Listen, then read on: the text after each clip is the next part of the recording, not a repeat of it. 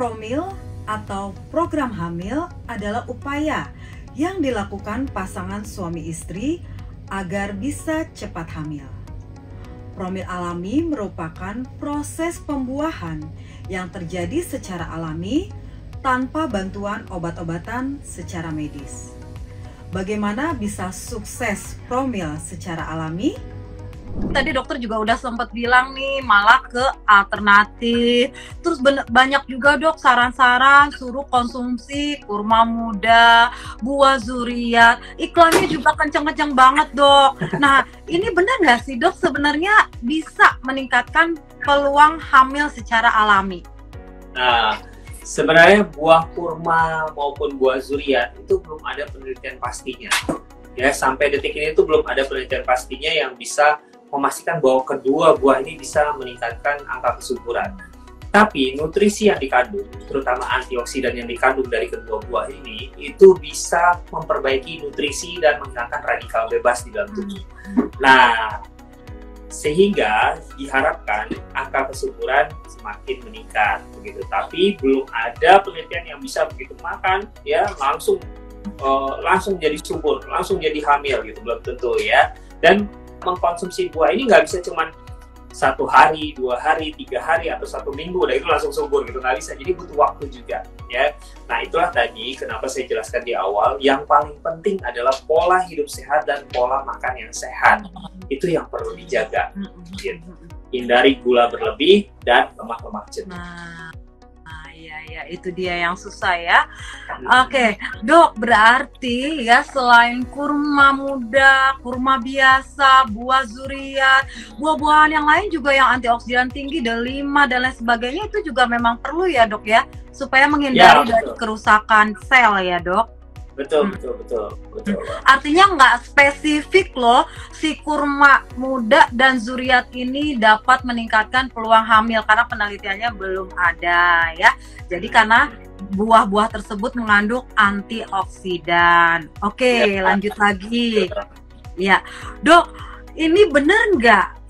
Kalau ada orang nih misalnya pasangan suami istri yang LDR atau berlayar gitu ya jauh, kan itu jarang berhubungan jadi belum hamil-hamil. Nah jadi banyak rumor katanya justru harus sering berhubungan. Semakin sering berhubungan apakah akan semakin cepat hamil dok? Nah semakin seringnya ini di sini maksudnya tiap hari kan?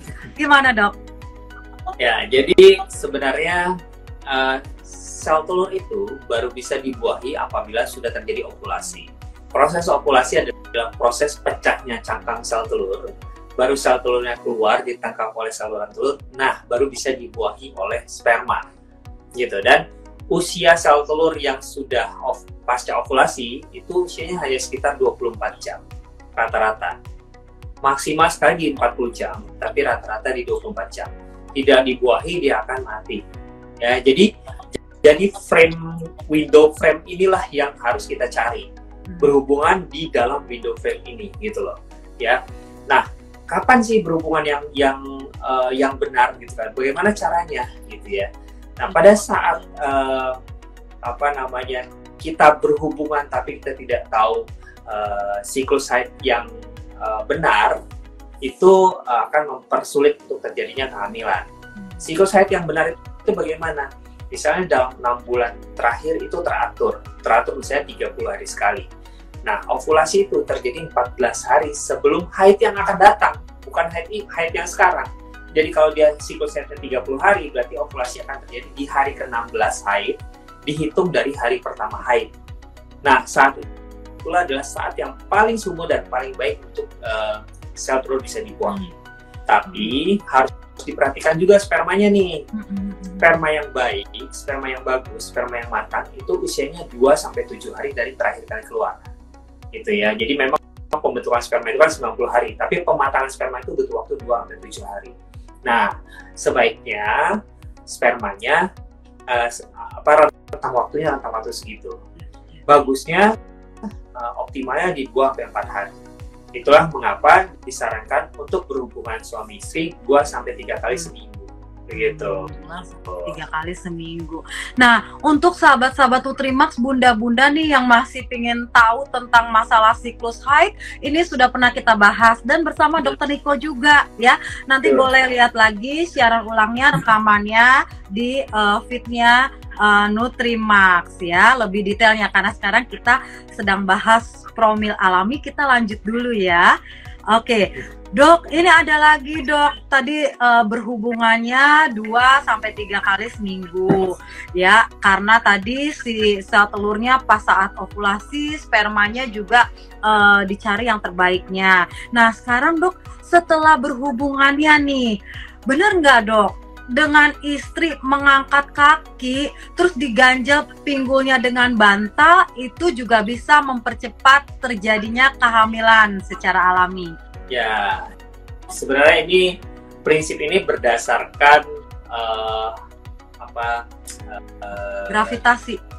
Ya, prinsip gravitasi, tapi hanya untuk mempertahankan supaya sperma sebagian besar masih berada di dalam vagina sementara dia bergerak. Sperma itu sebenarnya membutuhkan waktu sekitar 30-45 menit untuk sampai ke sel telur, gitu ya. Jadi memang hanya disarankan tidak perlu seperti sikap pilih kaki di atas, kepala di bawah 30 menit. Waduh,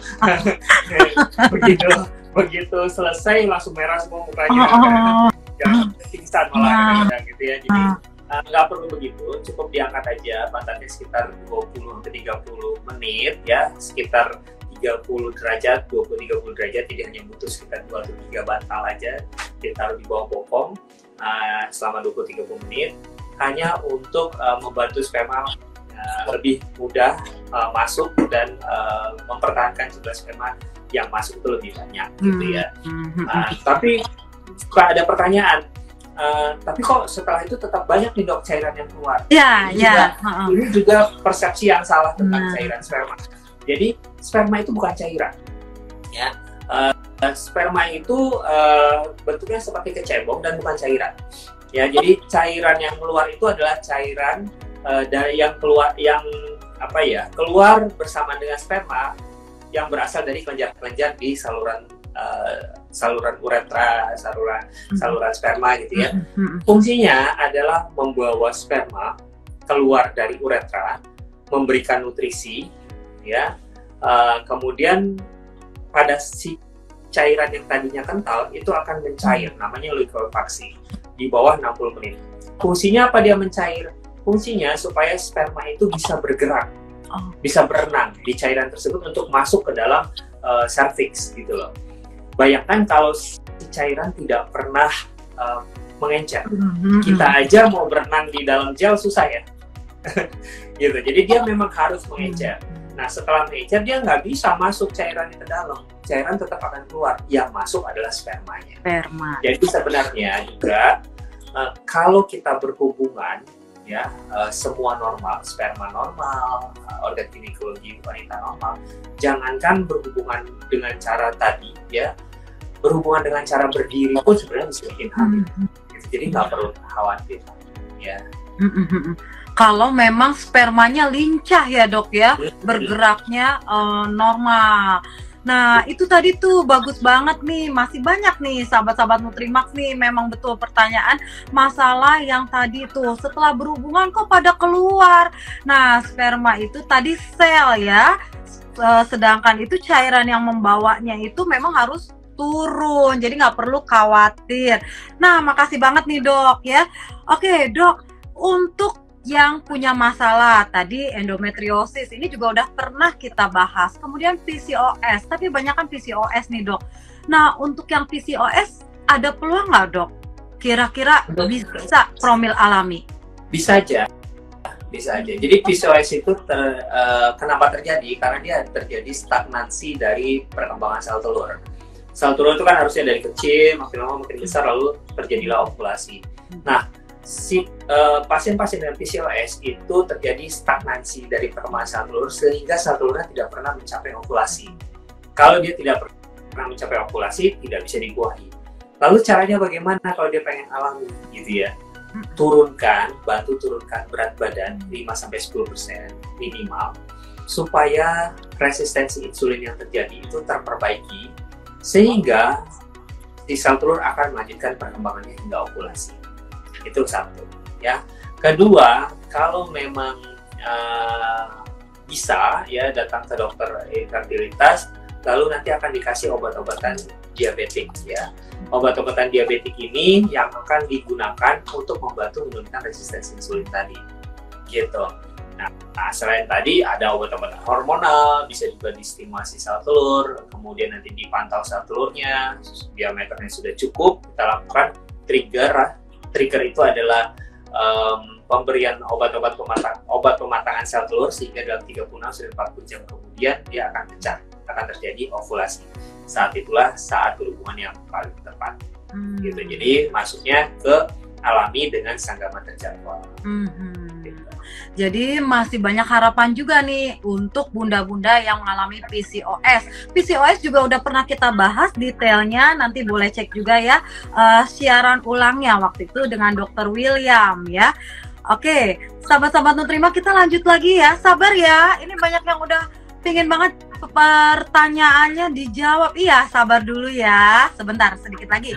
Nah, tadi dok yang saluran telur atau tuba falopi tersumbat, masih bisa nggak dok hamil alami? Nah, ini yang sulit ya. Saluran telur itu digunakan untuk sperma dan sel telur itu bertemu lalu terjadi fertilisasi di situ. Jadi dia indahoya di situ di saluran telur. Jadi kalau saluran telurnya tersumbat, yang satu dari sebelah sini, yang satu dari sebelah sini nggak bisa ketemu. Kalau nggak bisa ketemu, cuma hai-haian aja gimana bisa terjadi fertilisasi gitu ya. Jadi memang sumbatannya harus diperbaiki. Nah, sumbatan ini bisa diperbaiki tergantung dari letaknya. Jadi kalau letaknya di ujung kita masih bisa bantu buka, ya. Tapi kalau dia di pangkal ataupun di tengah kita nggak bisa buka, gitu. Dibukanya dengan apa? Dengan operasi yang dikenal dengan laparoskopi. Jadi nanti dimasukkan kamera ke dalam rongga perut, lalu nanti akan dibukakan dengan alat khusus, gitu. Oke, ya.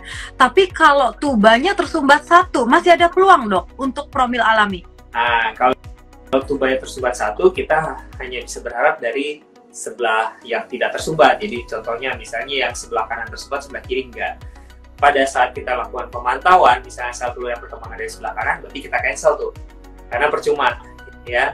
Tapi kalau pada saat pemantauan kita mendapatkan sel telur yang sebelah kiri, yaitu di saluran tuba yang tidak tersumbat, maka kita bisa lanjut sehingga ovulasi dan penentuan kapan berhubungan intimnya.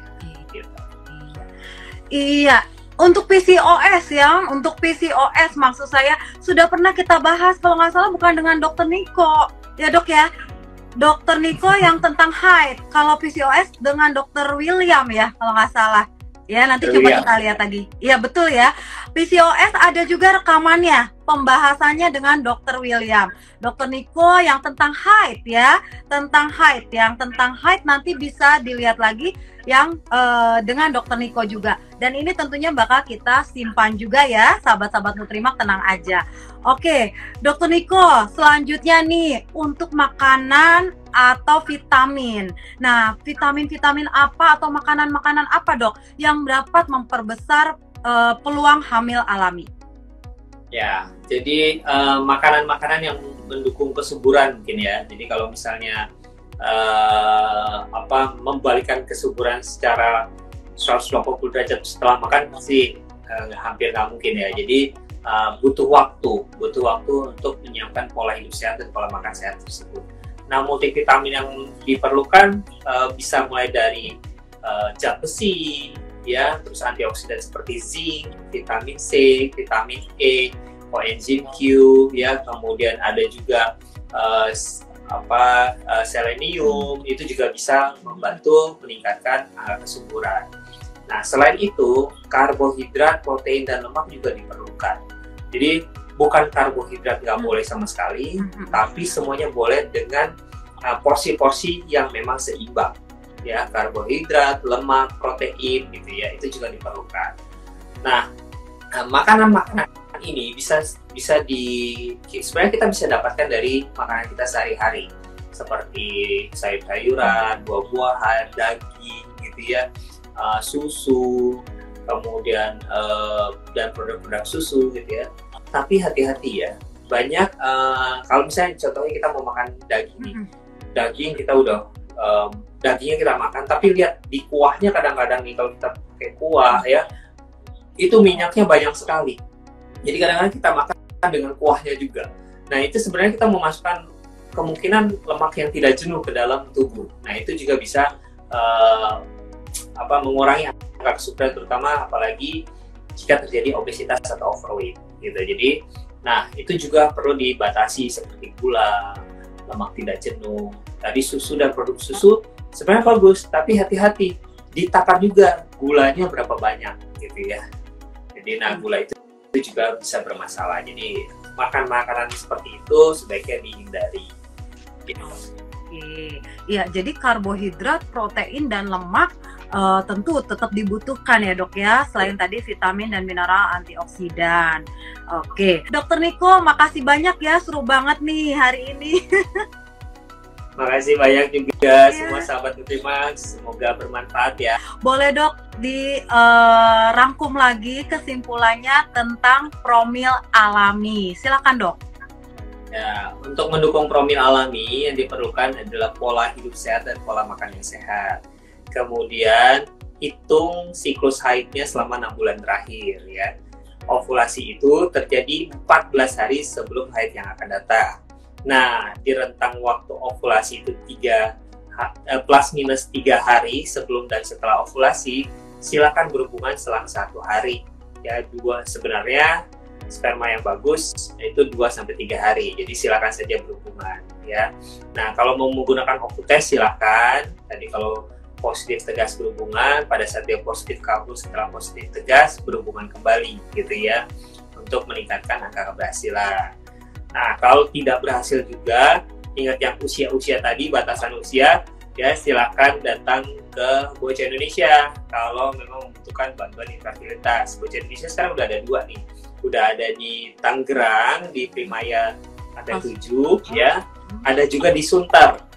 Jadi bisa tuh googling aja Bocah Indonesia Sunter, Bocah Indonesia Tangerang, silakan pilih yang terdekat dengan rumah. Oke, makasih banyak semuanya. Makasih sahabat-sahabat Nutrimax ya sudah join dari awal sampai akhir. Ramai banget hari ini. Terima kasih ya sekali lagi, dan kita ucapkan terima kasih sekali lagi untuk Dokter Niko. Semoga di lain waktu dok kita bisa bahas topik-topik yang lebih menarik ya dok ya.